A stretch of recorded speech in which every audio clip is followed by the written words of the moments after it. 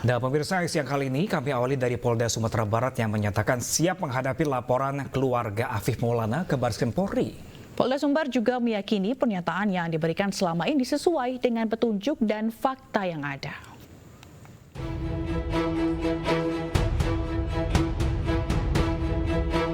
Polda Sumatera Barat dengan tegas menyatakan siap hadapi laporan yang diajukan LBH Padang ke Divpropam Polri. Polda Sumbar juga meyakini bahwa pengusutan kasus tewasnya Afif Maulana berjalan secara profesional dan sesuai fakta. Bapak Kapolda siap menghadapi laporan tersebut.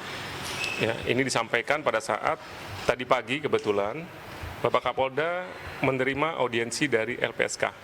Disinilah Bapak Kapolda menyampaikan bahwa Bapak Kapolda dilaporkan dan siap menghadapi laporan tersebut.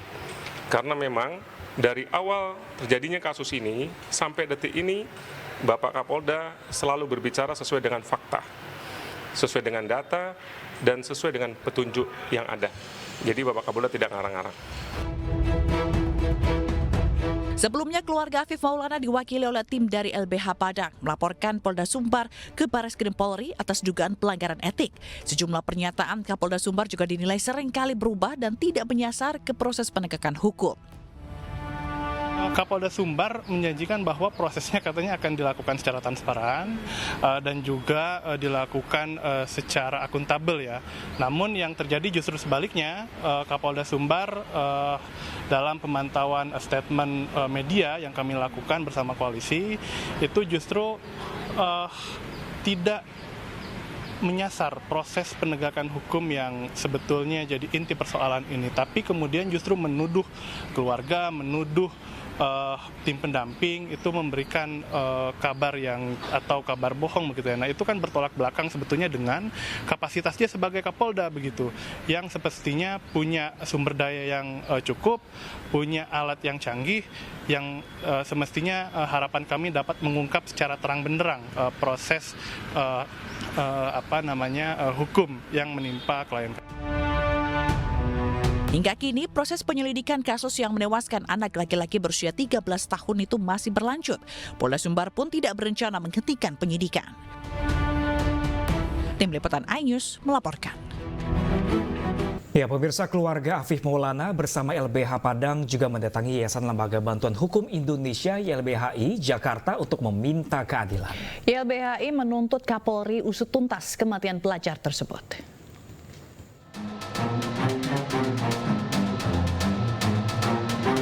Yayasan Lembaga Bantuan Hukum Indonesia atau YLBHI Jakarta mengungkapkan perkembangan kasus Afif Maulana, korban dugaan kekerasan oknum polisi di Padang, Sumatera Barat.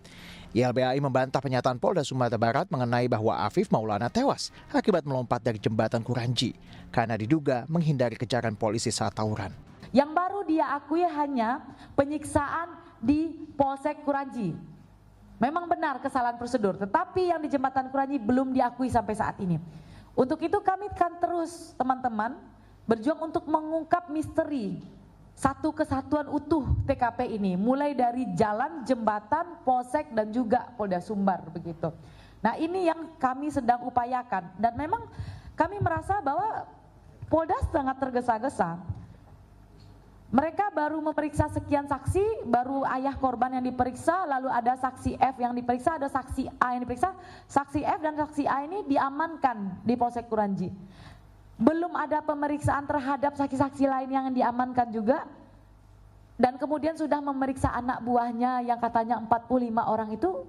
Lalu bagaimana mungkin dengan hanya memeriksa sekian orang itu belum tahu utuh ceritanya, polisi tiba-tiba sudah ambil kesimpulan lompat, sudah ambil kesimpulan kepleset, atau sudah ambil kesimpulan kemudian kasus ini adalah tidak ada dugaan tindak pidananya. Di situ kami merasa sangat aneh teman-teman begitu.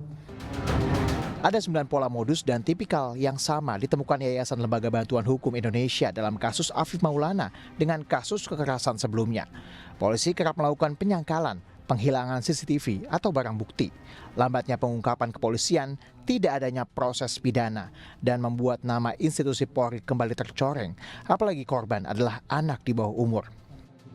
Nah, dari peristiwa AM ini dan 17 anak lainnya, YLBHI menemukan setidaknya ada 9. Ada 9 kesamaan, 9 modus, 9 tipikal di mana itu sama karakternya. Yang pertama, karakter di kasus AM yang sama dengan peristiwa Oki, Brigadir J di kasus Sambo dan lain-lainnya. Pertama, ada penyangkalan. Pasti dari awal tuh penyangkalan, tidak ada apa-apa, SOP-nya benar.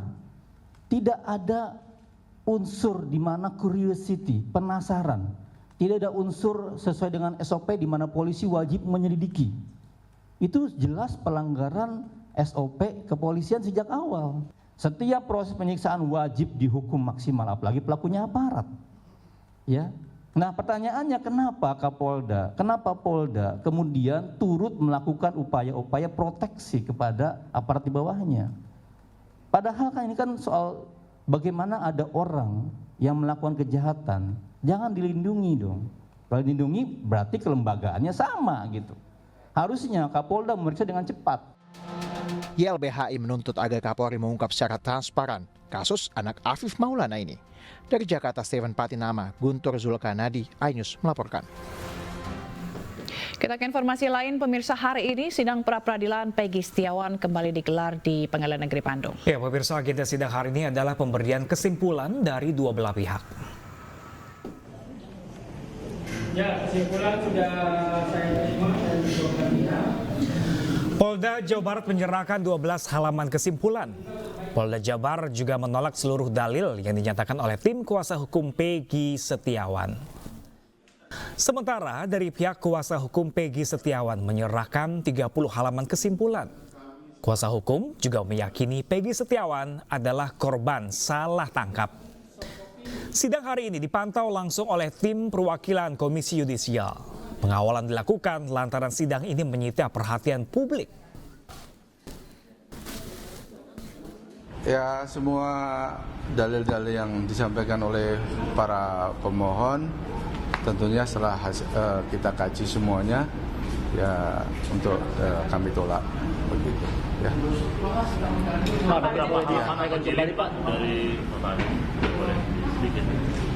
Totalnya ada berapa? 12 halaman. Kalau kesimpulan kan sedikit aja, nggak terlalu banyak-banyak.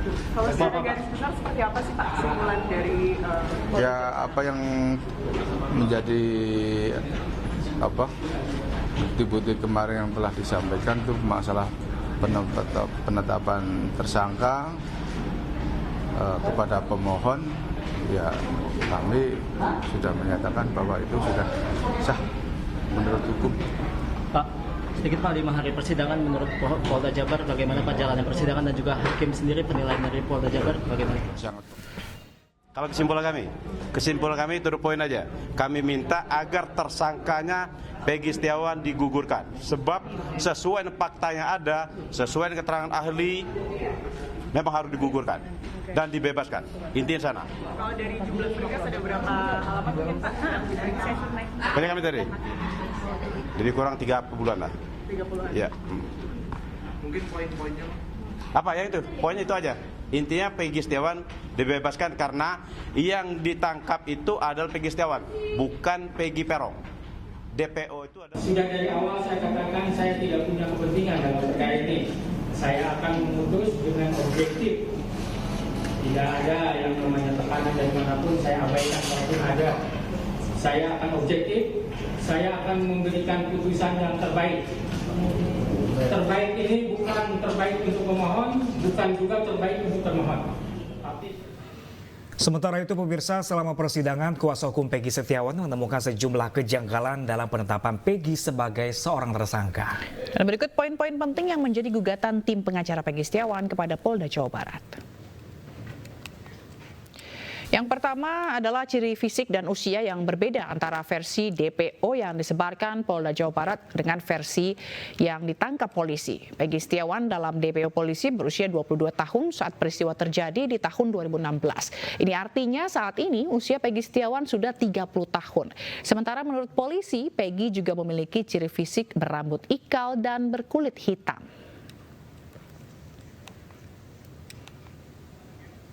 Sementara itu pemirsa, Peggy Setiawan yang ditangkap polisi saat ini baru berusia 27 tahun dan juga memiliki rambut yang relatif lurus.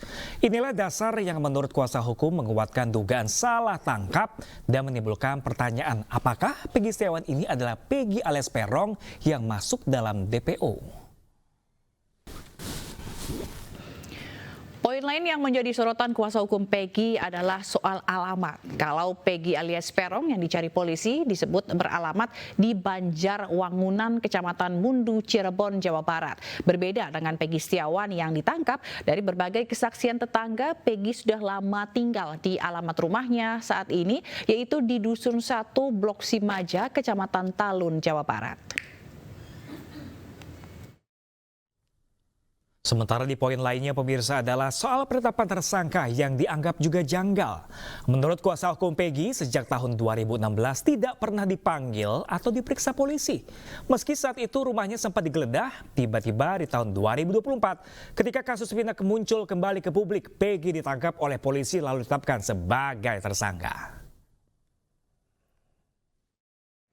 Kuasa hukum Peggy juga mempertanyakan alat bukti yang membuat kliennya ditetapkan sebagai tersangka. Sebagai informasi bahwa dibutuhkan 2 alat bukti untuk menetapkan seseorang sebagai tersangka.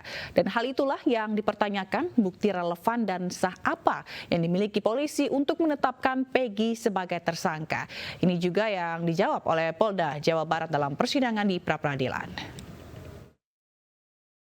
Poin selanjutnya pemirsa, kuasa hukum Peggy juga mempertanyakan kemana 2 motor keluarga Peggy yang sempat disita polisi pada tahun 2016 lalu. Kuasa hukum mempertanyakan relevansi penyitaan motor tersebut dengan kasus ini. Karena tidak ada laporan dari polisi bahwa motor ini jadi bukti dalam keterlibatan Peggy di kasus pembunuhan Vina dan Eki. Dan pemirsa, itulah sejumlah kejanggalan yang menjadi sorotan oleh kuasa hukum Peggy Setiawan. Dan hal ini juga yang menjadi dasar gugatan pra-peradilan Peggy Setiawan. Pemirsa, petugas kepolisian Polres Cimahi berhasil menghentikan sebuah truk yang dirampas oleh 2 orang debt collector. Ya, penangkapan tersebut pemirsa berdasarkan informasi yang didapat dari sopir truk yang berhasil menyelinap masuk ke dalam bak truk.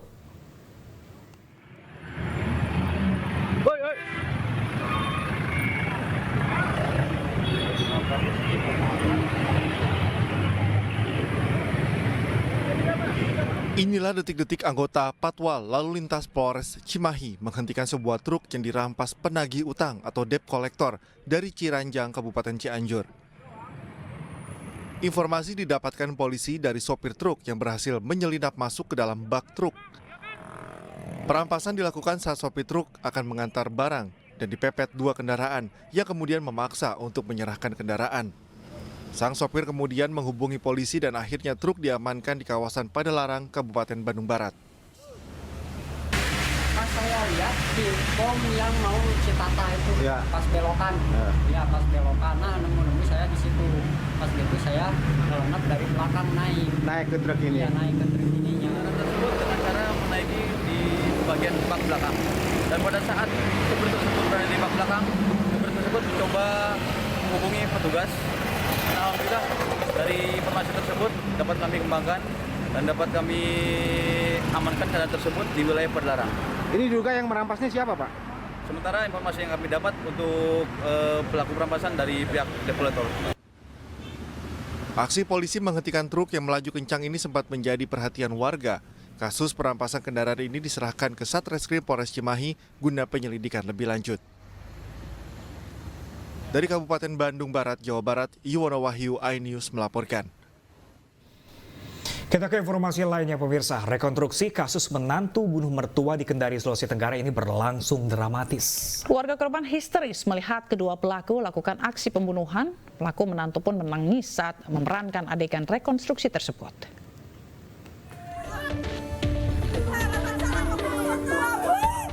Keluarga korban berteriak histeris saat melihat 2 pelaku pembunuhan seorang mertua perempuan saat rekonstruksi yang dilakukan Satreskrim Polresta dan tim jaksa Kejari Kendari di Polresta Kendari. Sebanyak 24 adegan diperankan oleh kedua pelaku, yakni Novi Damayanti menantu dan Muhammad Firmansyah eksekutor pembunuhan. Rekonstruksi ini dilakukan polisi dan jaksa untuk mencocokkan bukti dan keterangan dari kedua tersangka. Dari rekonstruksi, pelaku eksekutor menjerat dan menikam korban sebanyak 9 kali yang menyebabkan korban mengalami luka serius pada bagian tubuh. Pelaku MF eksekutor nekat menghabisi korban karena dijanjikan sejumlah uang oleh menantu korban ND saat bertemu di salah satu rumah makan. Dan pelaku dua itu yang tidak ada ketersesuaian, nanti kami akan perbaiki lagi keterangan masing-masing. Tapi kedua tersangka punya hak untuk menyatakan demikian. Nanti berdasarkan alat bukti akan dibuktikan di persidangan. Keluarga korban yang menyaksikan rekonstruksi ini pun berharap kedua pelaku dihukum seberat-beratnya karena melakukan aksi pembunuhan berencana. Mati saja Pak. Kenapa Bu? Kenapa Bu? Terlalu banyak Pak rencananya. Yang rekonstruksi yang dilakukan oleh terlalu banyak. 3 orang dia mau bunuh. Mulai dari iparnya, mulai adik-adiknya. Karena kecemburuannya terlalu berat Pak. Sebelumnya, aksi pembunuhan terhadap mertua dengan motif begal ini terjadi pada Minggu 7 April 2024 lalu. Menantu korban berpura-pura dibegal oleh OTK padahal telah merencanakan pembunuhan terhadap mertuanya. Atas perbuatannya, kedua tersangka dijerat dengan pasal pembunuhan berencana dan diancam hukuman seumur hidup atau pidana mati. Dari Kendari, Sulawesi Tenggara, Mukhtarudin, Ainus melaporkan.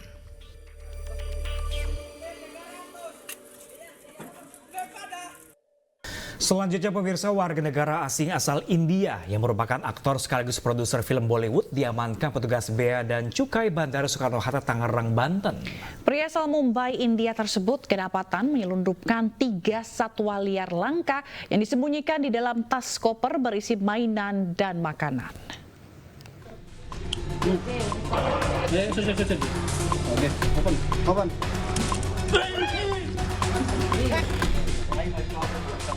Seorang pria warga negara asing asal Mumbai, India diamankan petugas Bea dan Cukai Bandar Soekarno-Hatta, Tangerang, Banten atas upaya penyelundupan 3 satwa liar langka. Pelaku adalah aktor dan produser Bollywood.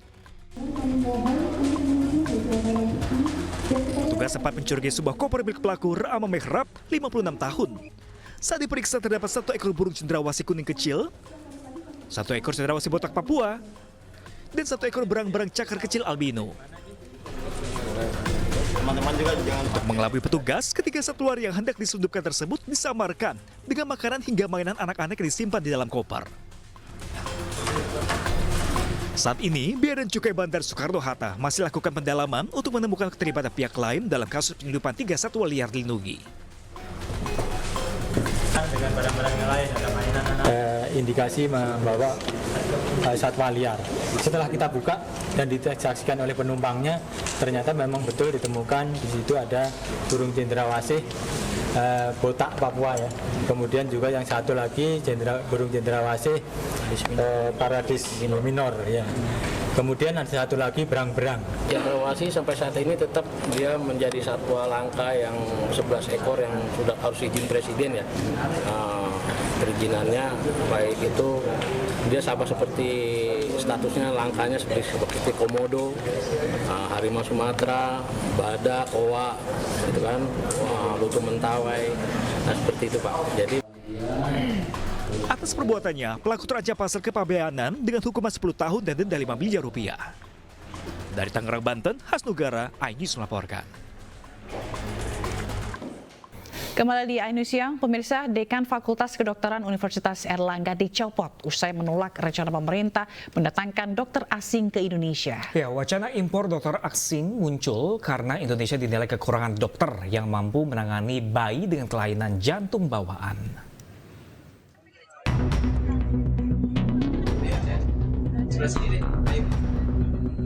Dokter, dosen, guru besar, serta mahasiswa Fakultas Kedokteran Universitas Airlangga menggelar aksi di kampus UNER Surabaya, Jawa Timur. Mereka memprotes pencopotan Dekan FK UNER, Profesor Budi Santoso, usai menolak rencana pemerintah mengimpor dokter asing ke Indonesia. Para sivitas akademika menilai pencopotan ini sepihak dan menghilangkan kebebasan berpendapat. Bahkan guru besar FK UNER mengancam mogok mengajar jika jabatan Profesor Budi Santoso tidak dikembalikan. Ya, kita akan melakukan upaya-upaya yang terstruktur dan terarah. Ya, kita akan melakukan paling tidak melakukan mogok mengajar di kampus ini sampai rektor mengembalikan posisi daripada Profus. Sebelumnya, Dekan FK UNER Budi Santoso secara tegas menolak rencana Menteri Kesehatan untuk mendatangkan dokter asing ke Indonesia. Ia menyebut Indonesia masih mampu memproduksi dokter yang berkualitas. FK UNER dan FK kampus lain juga siap menjadi tuan rumah untuk menyiapkan dokter spesialis di Indonesia. Paling secara pribadi dan institusi, kami dari Fakultas Kedokteran tidak setuju. Ya, saya pikir semua dokter-dokter di Indonesia tidak rela kalau dokter asing bekerja di sini. Dan kita mampu untuk memenuhinya, dan kita mampu untuk menjadi dokter tuan rumah. Upayanya apa, Dok? Ya, kami terus akan memperjuangkan kepada Kemenkes bahwa kami tidak setuju. Dan saya tanya, enggak ada. Kemarin kan surat dari Dirjen itu terakhir tanggal 14 untuk menginformasikan mana aja yang dan saya ada dapat informasi bahwa tidak dijawab sama direktur rumah sakit. Menteri Kesehatan berencana mendatangkan dokter asing karena Indonesia dinilai kekurangan dokter yang mampu menangani bayi dengan kelainan jantung bawaan. Menkes mengatakan ada 12.000 bayi dengan kelainan jantung bawaan, namun jumlah dokter yang ada sekarang hanya mampu menangani 6.000 bayi. Dari Surabaya, Jawa Timur, Yuda Prawira, iNews melaporkan.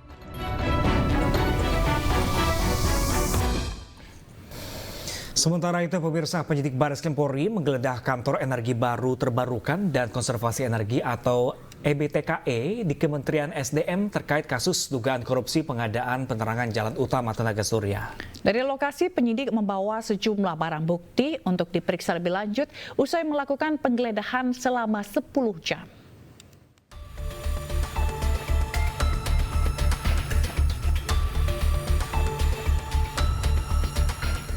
Penyidik Bareskrim Polri melakukan penggeledahan di kantor EBTKE ESDM terkait kasus dugaan korupsi pengadaan penerangan jalan utama tenaga surya atau PJUTS pada tahun 2020.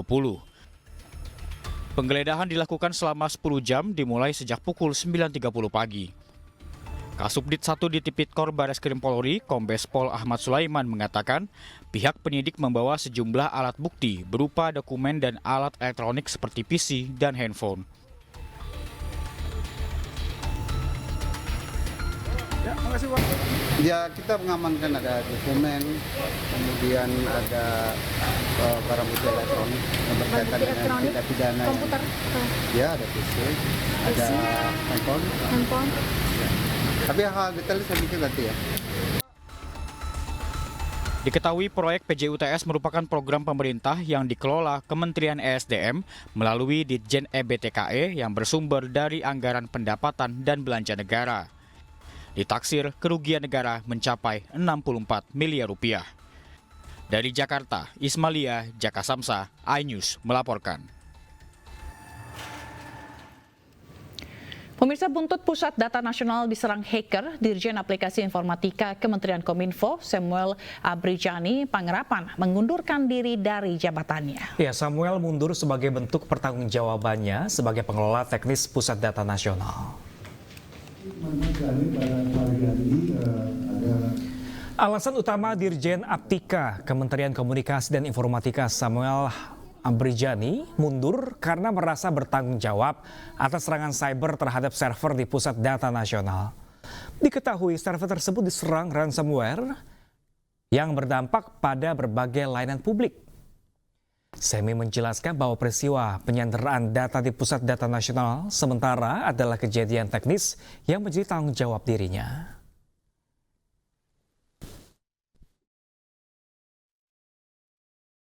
Kejadian ini bagaimanapun juga secara teknis adalah tanggung jawab saya sebagai Dirjen Pengampu dalam proses transformasi pemerintahan secara teknis. Jadi saya mengambil tanggung jawab ini secara moral dan saya menyatakan harusnya selesai di saya, karena ini adalah masalah yang harusnya saya tangani dengan baik. Itu alasan utamanya. Jadi ini dan sekarang ini tetap dilakukan pemulihan dan kemarin teman-teman juga ada kadernya kuncinya sudah dia lagi coba apakah bisa berhasil ada. Sementara itu, pemirsa, Kementerian Komunikasi dan Informatika mengaku telah memegang kunci untuk mengakses kembali Pusat Data Nasional yang diretas. Saat ini semua pihak sedang bekerja untuk memulihkan secara penuh sistem PDNS tersebut.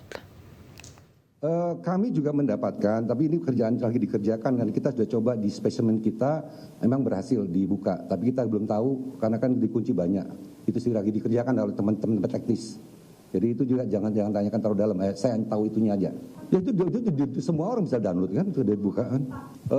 Ya makanya kita kan maksudnya baik kedua maksudnya gimana?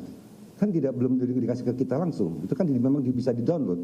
Tadi saya sudah sampaikan, tadi malam kita mencoba di spesimen yang kita miliki itu bisa dibuka.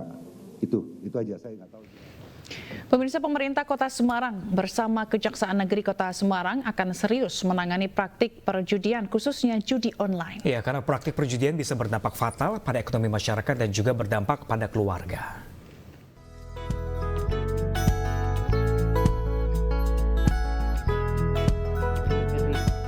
Kota Semarang dengan posisi geografis tengah Pulau Jawa rawan jadi sasaran dan berpotensi maraknya praktik perjudian khususnya judi online. Oleh karena itu, Wali Kota Semarang Hefe Arita Gunaryanti Rahayu meminta semua pihak serius menangani praktik judi online. Sebab praktik perjudian bisa berdampak fatal pada ekonomi masyarakat hingga keluarga. Baita, sapaan akrabnya, memastikan komitmennya untuk terlibat dalam pemberantasan judi, baik online maupun offline sesuai arahan dari Presiden, karena sangat merugikan negara. Ia mewanti-wanti para aparatur sipil negara untuk tak terlibat dalam praktik judi.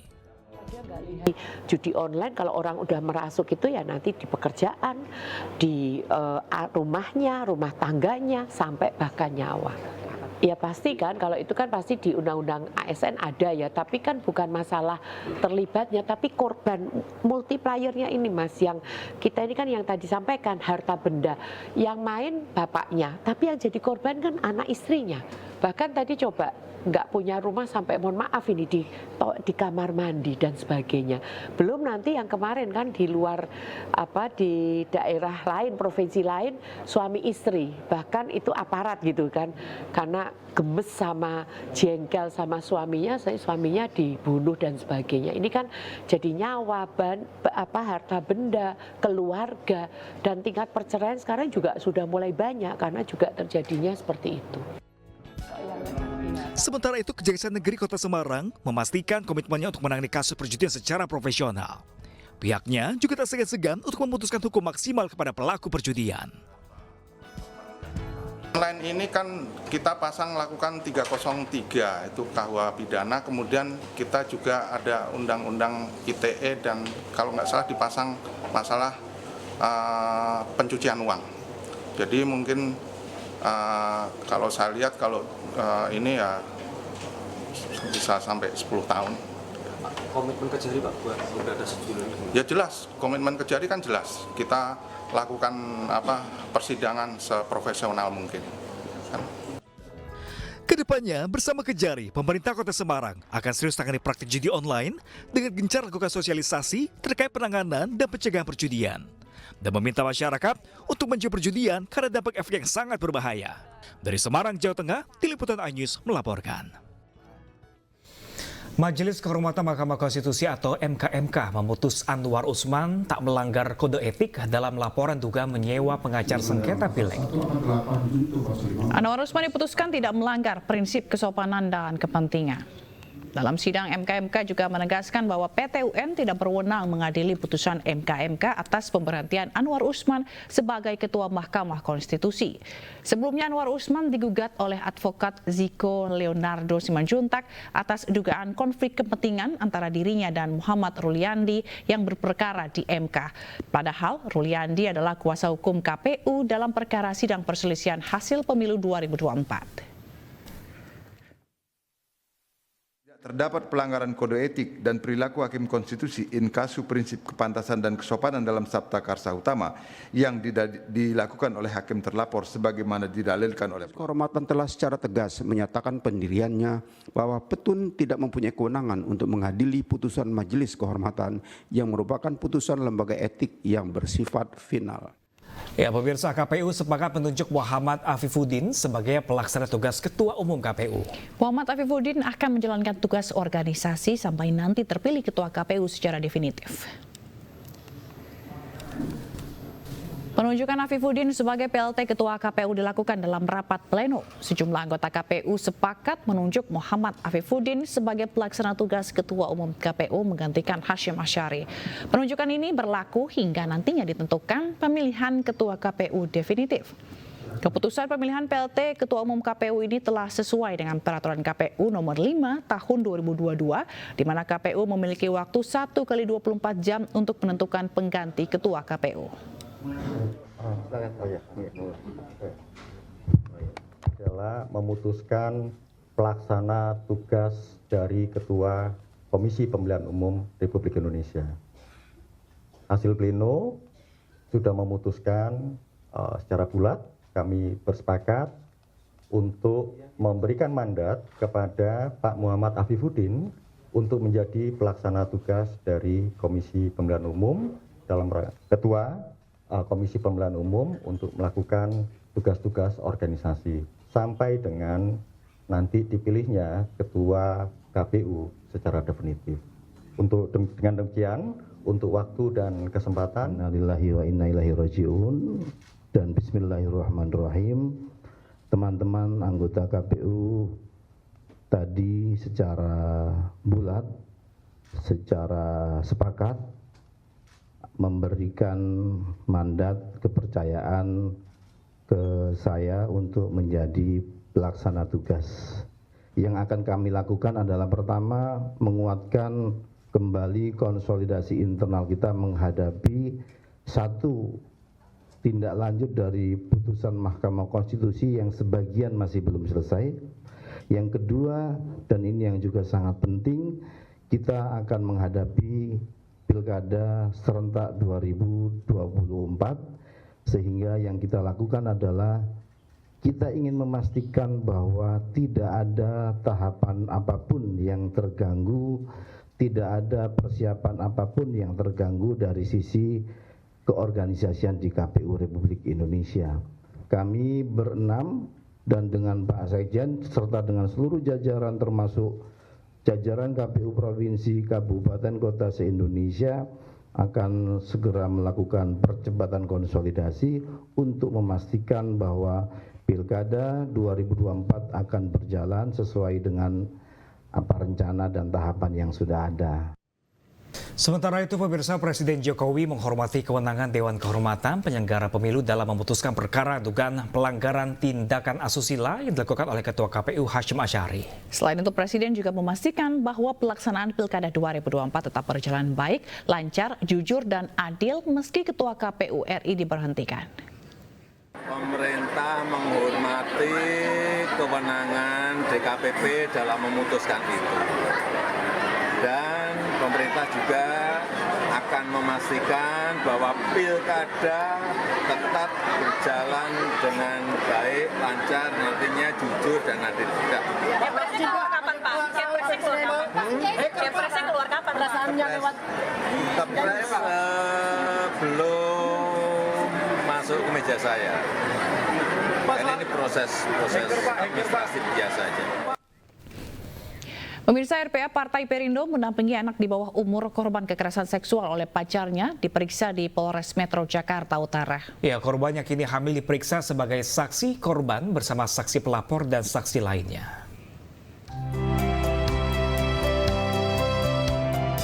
SH, seorang siswi SMK korban kekerasan seksual hingga hamil, kembali menjalani pemeriksaan terakhir di Polres Metro Jakarta Utara.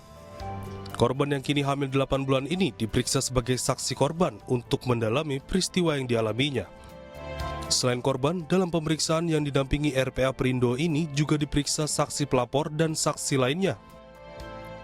Bukan dia saja yang akan kita dampingi, ada juga nanti dari pelapor. Dari pelapor yaitu orang tua ibu kandung dari si korban. Nah, kemudian juga ada saksi, yaitu masih ada saudara yang saksi yang melihat itu kejadiannya.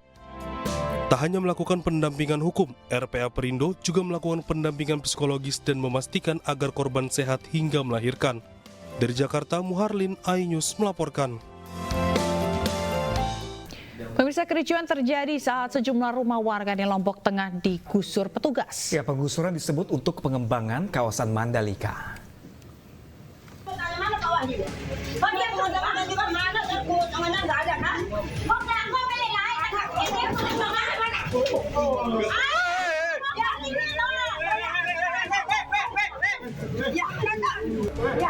Kericuan antara warga dan petugas terjadi di kawasan Kuta Mandalika, Lombok Tengah, Nusa Tenggara Barat.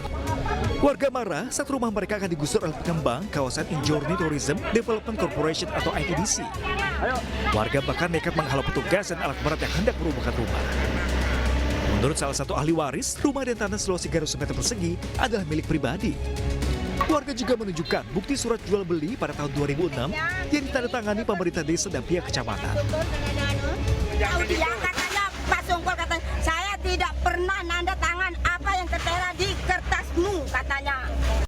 Minta surat biar kita padukan, tapi dia katanya nggak ada sama sekali. Suruh ke kantor desa katanya ITDC. Surat yang kamu bawa ini tidak ada rumahnya katanya.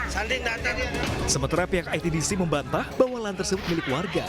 ITDC menyebut rumah yang digusur dibangun di atas lahan ITDC.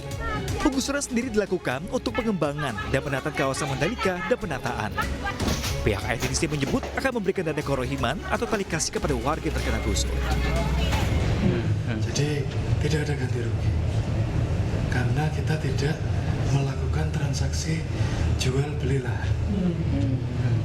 Tapi kami sediakan tali asing atau kerohiman, yaitu biaya pembakaran, biaya pemindahan, dan biaya untuk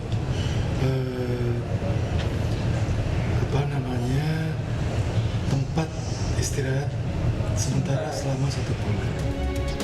Walau dihalau warga, petugas tetap merobohkan sejumlah rumah dalam waktu 1 jam. Dari Lombok Tengah, Nusa Tenggara Barat, Emma Widiawati, iNews melaporkan.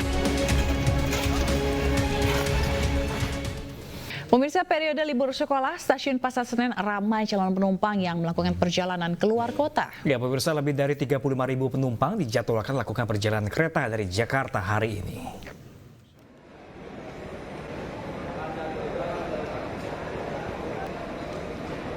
Libur sekolah dimanfaatkan warga Jakarta dan sekitarnya untuk berpergian keluar kota. PT KAI Daerah Operasional 1 Jakarta mencatat, untuk periode libur sekolah sejak 28 Juni hingga 15 Juli mendatang, secara total, lebih dari 400.000 tiket telah terjual untuk keberangkatan kereta api dari Jakarta. Dari 400.000 tiket terjual tersebut, 160.000 tiket merupakan keberangkatan dari stasiun Pasar Senen, 97.000 dari stasiun Gambir, dan sisanya untuk keberangkatan dari stasiun lain di Jakarta. Penumpang mengaku memanfaatkan libur sekolah ini untuk berlibur sekaligus mengunjungi sanak saudara. Saya dari Pasar Senen, saya mau ke Surabaya. Tujuannya ada acara keluarga sama sekaligus mau liburan sih sama anak-anak karena lagi musim liburan ya. Mau ke Wates Kulon Progo. Nah, Ibu kalau boleh tahu ini sebelumnya ini kan libur sekolah. Ini apakah sebelumnya liburan ke Jakarta atau ini baru mau liburan ke Kulon Progo atau bagaimana, Bu? Ini justru liburannya ke Jakarta. Ini kakek neneknya orang tua saya di sini. Untuk mengantisipasi lonjakan penumpang di momen libur sekolah, PT KAI Daob 1 Jakarta juga mengoperasikan 8 kereta api tambahan, terutama untuk kota tujuan Yogyakarta, Solo, dan Bandung. Dari Jakarta, Aprina Rida, Pandu Priyo Aji, iNews melaporkan. Ya, pemirsa, momen libur sekolah, selain kereta api jarak jauh, lonjakan penumpang juga terjadi pada kereta rel listrik atau komuter lain rute Yogyakarta Solo di stasiun Tugu Yogyakarta.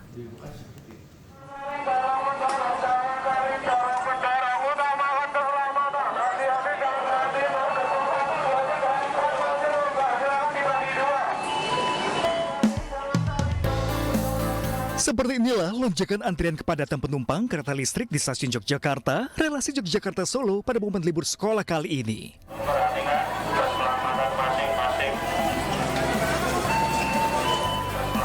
Ribuan penumpang KRL setiap harinya memadati stasiun Tugu Yogyakarta, harus sabar mengantri untuk masuk ke gerbong karena jumlah penumpang yang membludak di momen libur sekolah ini. Setiap harinya, rata-rata volume penumpang KRL Jogja Solo mencapai 24.733 penumpang. Dan diprediksi lonjakan penumpang pada libur sekolah ini mencapai 49%. Setiap hari naik KRL, Ibu? Enggak, liburan sekolah ini? Ibu tahu nggak kalau antri kayak gini, Bu? Tahu. Tapi nggak takut desak-desakan gitu, Bu? Enggak. Ke Solo dengan siapa aja, Bu? Sama anak-anak. Di momen libur sekolah ini, KAI Komuter Daup 6 Yogyakarta menambah 6 perjalanan tambahan untuk komuter lain Yogyakarta jalur Solo. Dengan tambahan tersebut, setiap harinya komuter lain Jogja Solo menjadi 30 perjalanan. Dari daerah istimewa Yogyakarta, Gali Wisma, iNews melaporkan.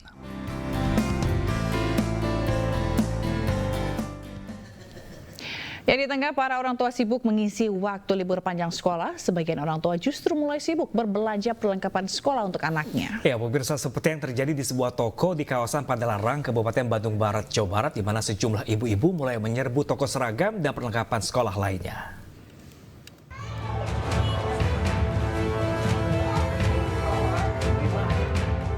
Sejumlah orang tua yang didominasi emak-emak memadati toko perlengkapan sekolah di kawasan Padalarang, Kabupaten Bandung Barat, Jawa Barat.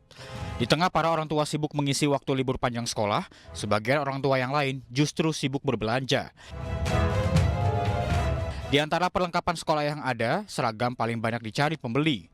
Ramainya pembeli membuat penjualannya mengalami peningkatan 50% dengan omset mencapai puluhan juta rupiah. Untuk memberikan pelayanan terbaik bagi pelanggannya, toko ini juga menyediakan fasilitas lengkap berikut jasa menjahit, baik untuk mengubah ukuran seragam maupun memasang atribut sekolah. Alhamdulillah sih ada kenaikan dibanding hari-hari biasa. Puncaknya paling nanti sih seminggu mau masuk, paling Sabtu depan paling puncaknya. Minggu kemarin sih. Peningkatannya paling 50% lebih lah. Biasanya kalau pagi penuh. Beli seragam buat anak, tujuan mau sekolah naik kelas 6. Dari baju sekolah, seragam, rok sama baju, ya alat tulis sama sepatu gitu. Ya sering, udah langganan kita sini. Ya karena harganya itulah terjangkau. Toko seragam ini biasa ramai dikunjungi pembeli di pagi hari, sementara diprediksi puncak kepadatan pembeli akan terjadi pada pekan depan menjelang masuk sekolah. Dari Bandung Barat, Yuwono, iNews melaporkan. Ya, pemirsa, selama ini Semarang terkenal dengan ragam kuliner tradisionalnya. Nah, namun ada sebuah tempat yang memanjakan para pecinta kuliner mie. Di tempat ini menyediakan aneka olahan mie dari berbagai negara, mulai dari Vietnam, Jepang, dan juga Korea.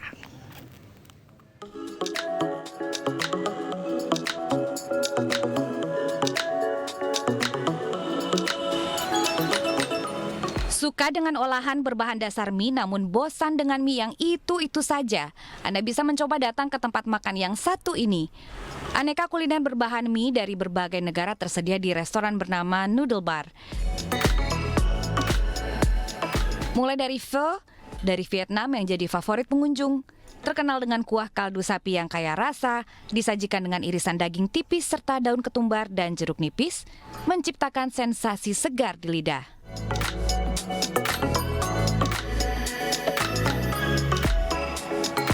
Ada juga ramen dari Jepang yang sudah jadi primadona di kalangan pecinta mie.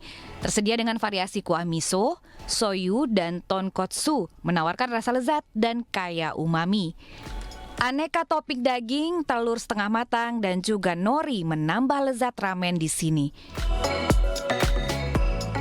Untuk mie-nya sendiri sih suka ya, dari kekenyalan mie-nya itu udah pasti, sama kaldu beef-nya juga kerasa banget sih kaldu beef-nya. Ditambah tadi sama cabai potong itu lebih mantap lagi sih. Sebelumnya kan emang saya pecinta ramen kali ya Pak. Di seluruh Semarang sih udah berputar-putar. Terus menurut saya ramen yang paling cocok di lidah saya itu ya di Noodle Bar ini. Soalnya dari porsi ya tahu sendiri banyak. Pasti kan nyarinya banyak yang lumayan murah pasti kan. Untuk ayamnya juga enak dan kuahnya itu bener-bener kerasa gitu loh, sampai di lidah saya tuh sampai nggak bisa move on. Selain pho dan ramen, ada satu lagi menu yang juga menjadi favorit. Laksa Melayu yang kaya kuah kaldu dan santan, dilengkapi dengan irisan ayam, telur, tahu, dan juga udang. Rasa gurih dan sedikit pedas mampu memanjakan lidah sekaligus membawa nuansa eksotis dari tanah Melayu ke Semarang. Kalau setahu saya ini kari laksa itu dari Singapura, Kak. Kenapa saya pilih ini? Sebelumnya saya makan di tempat lain itu kari laksa juga karena saya penasaran kari laksa dan enak. Terus saya ke Noodle Bar ini ada menu kari laksa ini. Saya langsung pesan ini tanpa pikir panjang. Tak hanya itu, olahan mie dingin asal Korea atau naengmyeon juga digemari warga karena cocok dengan cuaca Semarang yang panas.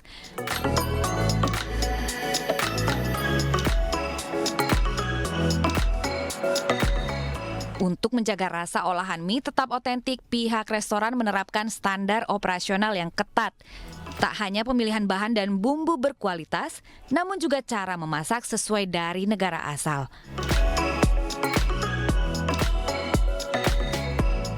Itu tuh kan suka banget bikin resto itu yang otentik, jadi sesuai sama yang ada di negaranya. Nah, setelah itu mereka itu pengen bikin resto yang khusus buat minian.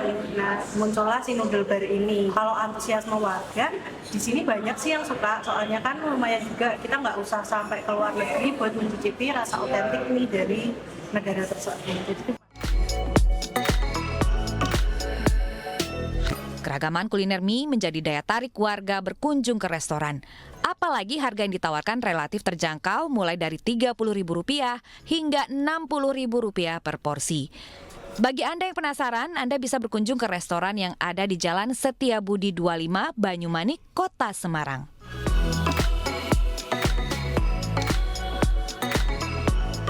Dari Semarang, Jawa Tengah, Taufik Budi, iNews melaporkan.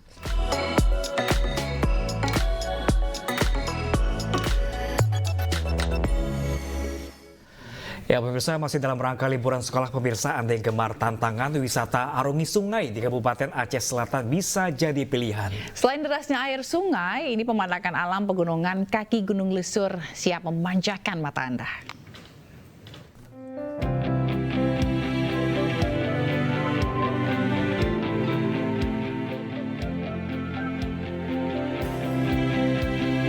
Inilah Sungai Kluwet Menggamat yang berada di Kecamatan Kluwet Tengah, Kabupaten Aceh Selatan. Lokasi ini sangat cocok bagi Anda yang gemar berwisata menantang mengarungi derasnya arus sungai.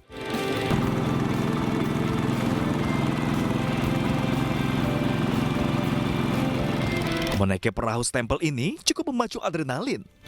Namun tenang saja, karena nakoda di sini sudah berpengalaman mengarungi derasnya air sungai.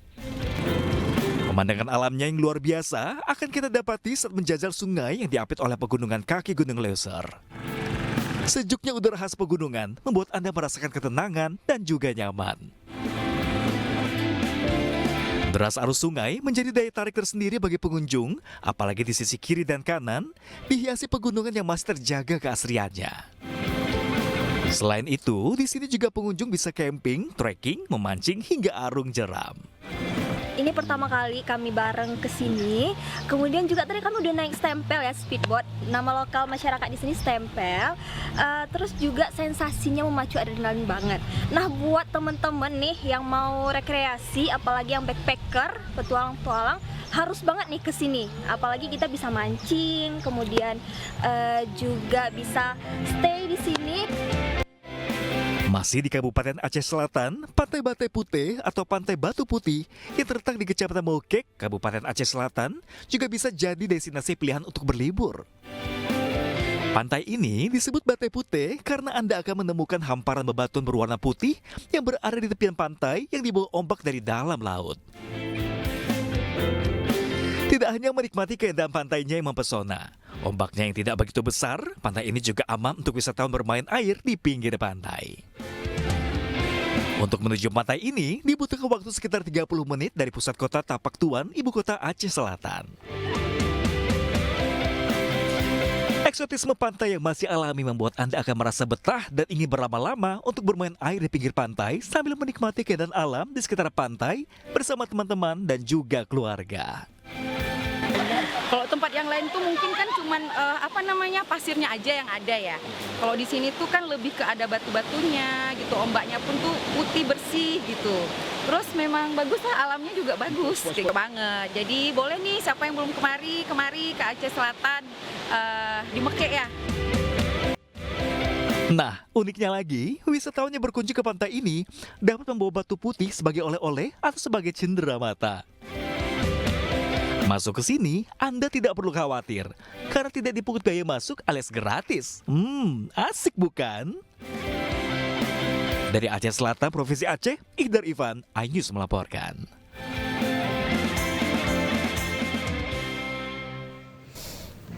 Pemirsa ingin mengisi liburan sekolah dengan menikmati alam bersama buah hati, trekking menjadi salah satu kegiatan menarik. Ya, tak jauh dari kota Jakarta, pemirsa, di sini kita bisa menjelajahi alam, menikmati segarnya udara dan air curug. Dan pemirsa, informasi juga sekaligus untuk jumpa kita di iNews yang kali ini. Saksikan terus video-video eksklusif dari iNews di YouTube @official iNews, pemirsa. Dan jangan lupa juga Anda bisa mendapatkan informasi terkini dan terbaru melalui portal yang menghadirkan berita daerah, berita nasional, dan berita internasional lengkap di inews.id. Saya Fazilah Karnisa dan saya Pram Senja, pemirsa. Pamit undur diri, selamat berakhir pekan. Terima kasih dan sampai jumpa.